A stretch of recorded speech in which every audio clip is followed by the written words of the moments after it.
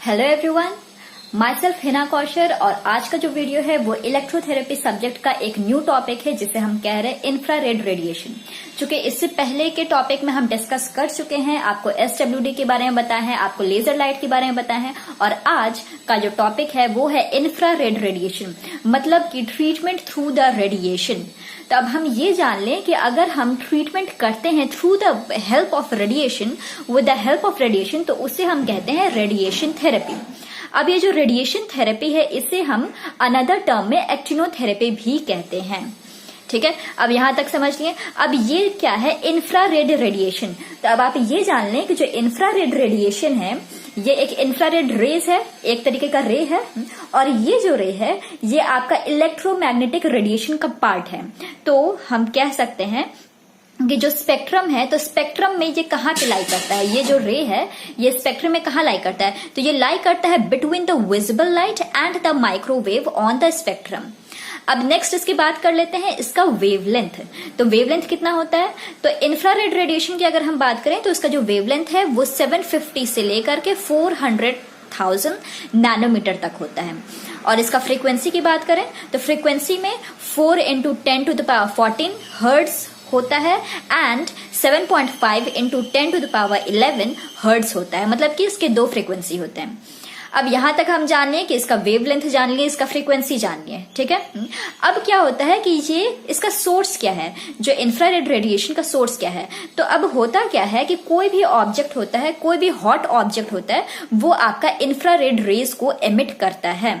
For example अगर सन की बात करें तो सन भी आयर प्रोड्यूस करता है, कोल फायर, गैस फायर, ये सब क्या करता है, ये सब आयर प्रोड्यूस करता है। मतलब कि कोई भी हॉट ऑब्जेक्ट की बात कर ले वो आपका आयर प्रोड्यूस करता है। नेक्स्ट बात करते हैं कि इसके सोर्स की, कि source of IR, source of infrared. तो अगर नेचुरल सोर्स की बात करें तो नेचुरल सोर्स में होता है सन। सन एक ऐसा सोर्स है, नेचुरल सोर्स है जो कि आपको इंफ्रारेड रेज प्रोड्यूस करता है। अब हम यहाँ पे बात करते हैं अपने फिजियोथेरेपी डिपार्टमेंट की।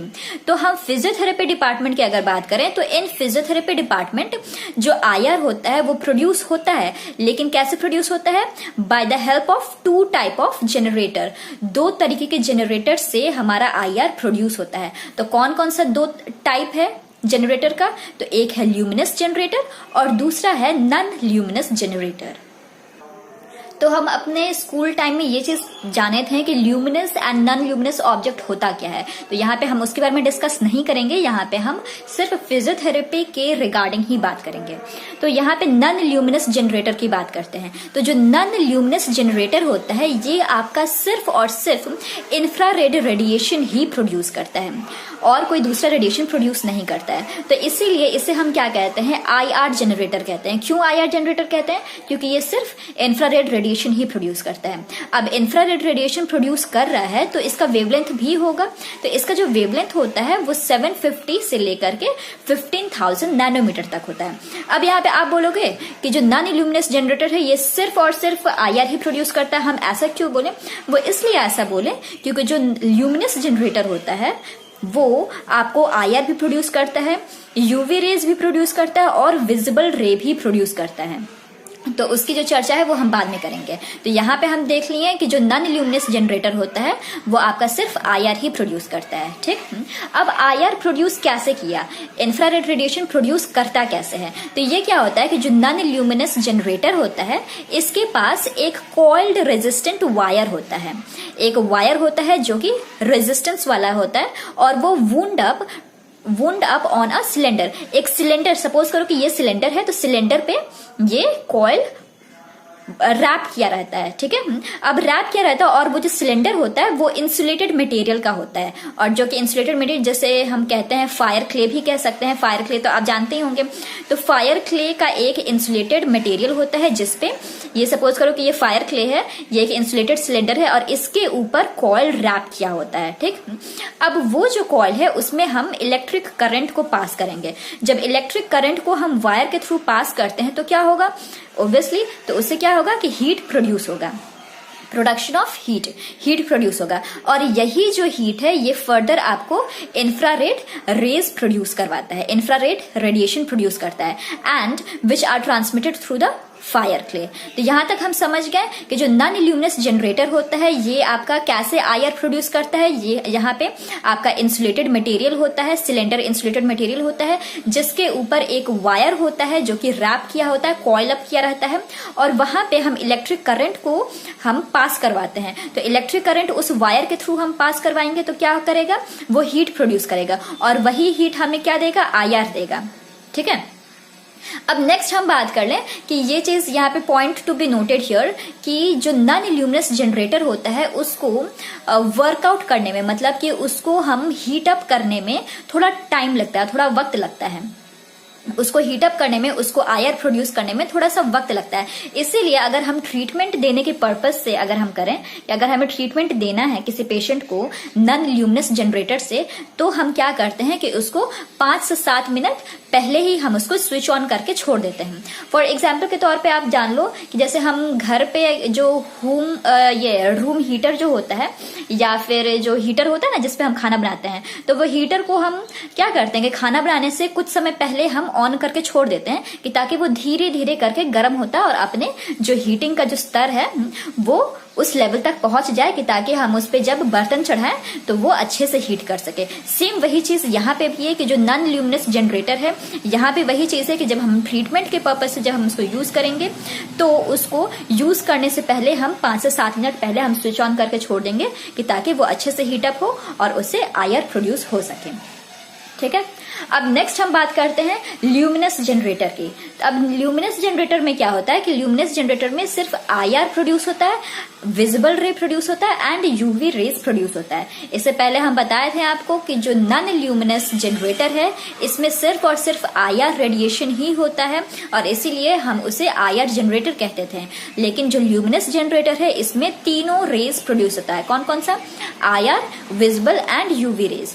एंड इसीलिए जो इससे जो हीट प्रोड्यूस होता है, the heat produced by it is called the radiant heat. इसे हम क्या कहेंगे? रेडिएंट हीट कहेंगे। अब इसका भी तो कुछ वेवलेंथ होना चाहिए ना, वेवलेंथ होना चाहिए ना। मतलब कि इसका ये जो नॉन ल्यूमिनस था तो नॉन ल्यूमिनस का भी वेवलेंथ था 750 से लेके 15,000 नैनोमीटर तक। लेकिन अब जो ल्यूमिनस का है तो ल्यूमिनस का वेवलेंथ क्या होगा? ल्यूमिनस का वेवलेंथ होगा 350 से लेके 4,000 नैनोमीटर तक। अब जैसे कि हम नॉन ल्यूमिनस में बताए थे कि नॉन ल्यूमिनस में क्या होता है कि एक कॉइल होता है जो कि रैप अप किया जाता है, एक इंसुलेटेड सिलेंडर पे रैप अप किया जाता है और उसमें हम इलेक्ट्रिसिटी हम पास करवाते हैं तो उससे वो हीट होता है एंड फर्दर हीट वो आयर में चेंज होता है, तो उससे वो आयर प्रोड्यूस होता है। अब यहाँ पे क्या होता है, ल्यूमिनस में क्या होता है, ल्यूमिनस जनरेटर में कि यहाँ पे एक टंगस्टन फिलामेंट होता है, एक ग्लास बल्ब होता है। ग्लास बल्ब के अंदर, सपोज ये ग्लास बल्ब है तो ग्लास बल्ब के अंदर एक टंगस्टन फिलामेंट होता है। ठीक है, तो टंगस्टन फिलामेंट होता है और वो जो ग्लास बल्ब होता है उसमें इनर्ट गैस होता है एट लो प्रेशर। ठीक, तो ऐसे क्या होता है कि इससे वो आपका तीनों जो रे है वो प्रोड्यूस होता है। लेकिन हम यहाँ पे ये चीज देख लें कि जो ग्लास बल्ब होता है तो ग्लास बल्ब का फ्रंट ऑफ बल्ब, उसका जो ग्लास बल्ब का जो फ्रंट होता है वो यूजुअली रेड होता है।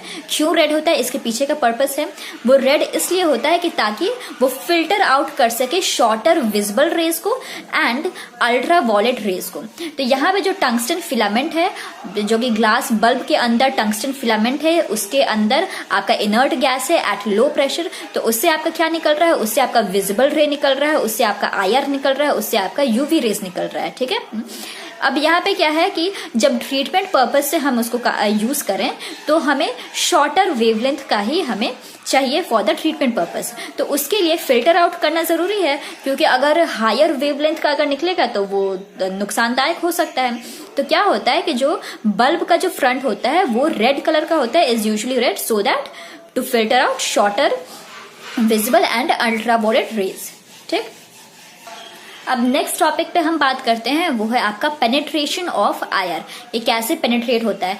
तो हम ये चीज देख लें कि जो पेनिट्रेशन होता है इलेक्ट्रोमैग्नेटिक रेडिएशन का, कि हमारे स्किन में उसका डेप्थ होना चाहिए ना, कि कितना डेप्थ कितना पेनिट्रेट करता है। तो वो जो पेनिट्रेशन पावर होता है वो डिपेंड करता है on the wavelength of radiation and the nature of the material. कैसा मटेरियल है एंड कैसा उसका वेवलेंथ ऑफ रेडिएशन कैसा है, उस पर पेनिट्रेशन डिपेंड करता है। अब हम ह्यूमन स्किन की बात करें कि ह्यूमन स्किन कितना पेनिट्रेट करता है, कितना अलाउ करता है पेनिट्रेशन ऑफ आयर। तो जो मिनिमम डेप्थ होता है वो आपका 1200 नैनोमीटर का होगा एंड जो मैक्सिमम पेनिट्रेशन डेप्थ होता है वो होता है 3 मिलीमीटर का। तो इतना आपका ह्यूमन स्किन अलाउ करता है पेनिट्रेशन ऑफ आयर। अब हम नेक्स्ट बात कर ले फैक्टर की कि what are the factors of absorption and penetration of iron. तो क्या क्या फैक्टर है, क्या क्या फैक्टर हो सकता है कि जिससे पेनिट्रेशन या फिर एब्जॉर्प्शन प्रभाव करता है। तो क्या है कि frequency and wavelength of rays, obviously frequency matter करता है, वेवलेंथ जो रेडिएशन का है वो मैटर करता है कि कितना हमारे बॉडी में पेनिट्रेट होगा। The next very important is angle of incidence of rays, कि किस एंगल पे हम जो रेज है कितने एंगल ऑफ इंसिडेंस पे हम दे रहे हैं। तो यहाँ पे ये चीज आप जान लें कि 90 डिग्री अगर हम देते हैं, 90 degree of angle of incidence अगर होता है तो बहुत ही अच्छा पेनिट्रेशन होता है, जो कि या तो आप फिजिक्स में पढ़े ही हैं कि अगर 90 डिग्री का अगर होगा तो पेनिट्रेशन बहुत ही अच्छा होगा। ठीक, अब नेक्स्ट आता है कि डिस्टेंस मैटर करता है, कि जो सोर्स ऑफ इंफ्रारेड है, कि लैंप से आपका जो स्किन का ये स्किन है और ये आपका इंफ्रारेड का सोर्स है, तो क्या जो डिस्टेंस है वो भी मैटर करता है पेनिट्रेशन का। नेक्स्ट है thermal conductivity of tissue and density of tissue, कि किस तरीके के टिश्यू पे आप देते हैं। अगर या तो वो थिक टिश्यू है या तो वो थिन टिश्यू है, तो उस पर भी डिपेंड करता है कि कितना वो पेनिट्रेट होता है।